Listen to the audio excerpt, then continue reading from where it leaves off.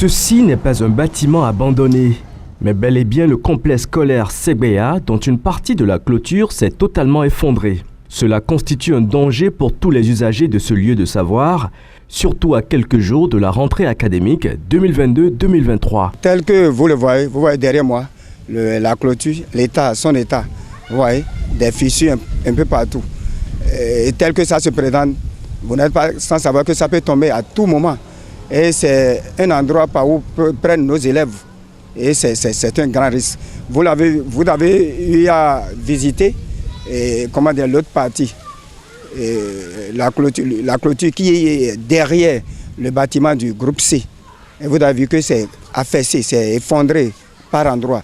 Et la suite aussi menace de tomber. C'est toujours un risque que nous courons. C'est le cauchemar que nous vivons actuellement. Si, en tant qu'adulte, enseignant par surcroît, j'ai peur. Vous imaginez le risque, nos enfants, ce sont les amis innocents, eux autres n'ont pas conscience du danger qui court à, frôler, à raser ces murs. Et à tout moment, ça menace de tomber. Et ce n'est pas du tout bon pour la... Vous voyez, vous imaginez la souffrance, ce que nous allons endurer avec nos enfants qui étaient déjà difficiles à gérer, malgré les clôtures aux heures de récréation qui nous échappaient rapidement. Maintenant que la clôture est ouverte, vous voyez, bonjour dégâts. À tout bout de champ, à tout moment, ils peuvent nous échapper. Juste pour des permissions pour aller aux toilettes ou bien aux heures de récréation, où ils sont censés être avec nous en classe. On peut les retrouver dans la rue. Et même aux heures de cours, parce qu'une partie de la clôture est tombée, ils seront distraits par les scènes de rue qui se passent à côté. Outre la clôture, les salles de classe elles-mêmes sont dans un état qui laisse à désirer. Les bâtiments, si vous entrez dans les salles de classe, vous allez voir, la charpente est branlante et le toit goutte à tout moment quand il pleut. On est obligé de nous déplacer, les bureaux et les apprenants aussi, leurs cahiers sont mouillés. Ça nous indispose aux heures de cours. Quand il commence à pleuvoir, c'est du casse-tête pour nous quand le temps est menaçant. Je dis, à l'intérieur comme à l'extérieur, ça peut tomber. Si ça tombait à l'intérieur, c'est très grave.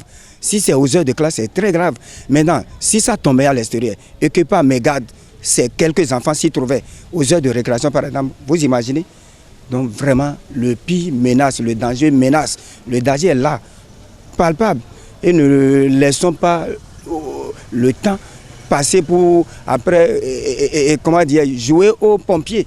Éteignons le feu pendant qu'il est encore temps. Nous demandons aux autorités politico-administratives à la charge de l'école de réagir le plus tôt possible pour éviter le pire.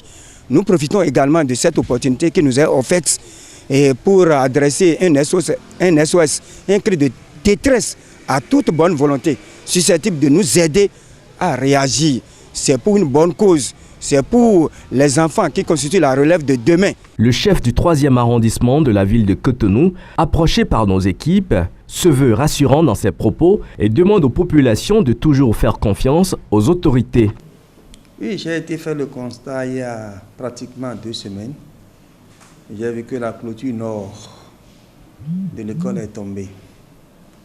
Et j'ai fait le point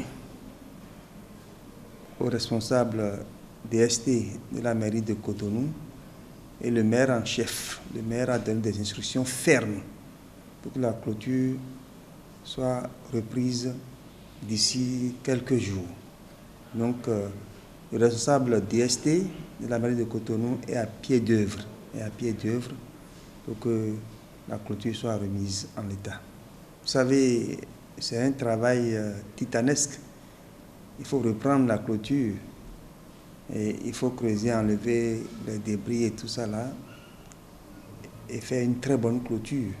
Vous savez, ce sont des clôtures qui datent de très longtemps, il y a 30 ans, 50 ans même, et qui tombent par-ci, par-là. Donc, je pense que d'ici quelques jours, je n'ai pas donné le jour exact, mais les travaux vont démarrer pour que les enfants soient mis en sécurité. Je dis simplement aux populations de ne pas penser que l'État les a oubliés ou bien que la mairie de Cotonou les a oubliés. Non, le travail sera fait très rapidement. Je pense que les populations doivent croire en ce que nous disons et ils savent que nous travaillons de jour comme de nuit. Nous ne baissons pas les bras. Nous sommes sur tous les fronts et nous pensons que la clôture sera reprise. Chose étrange, Cette école a bénéficié récemment d'un soutien des autorités municipales à travers un don d'un module de 3 salles de classe et d'un bureau. Il urge alors que cet élan de générosité ne s'arrête pas en si bon chemin et s'étende aux salles de classe vétustes et à la clôture de cette école qui menace dangereusement de s'effondrer à tout moment.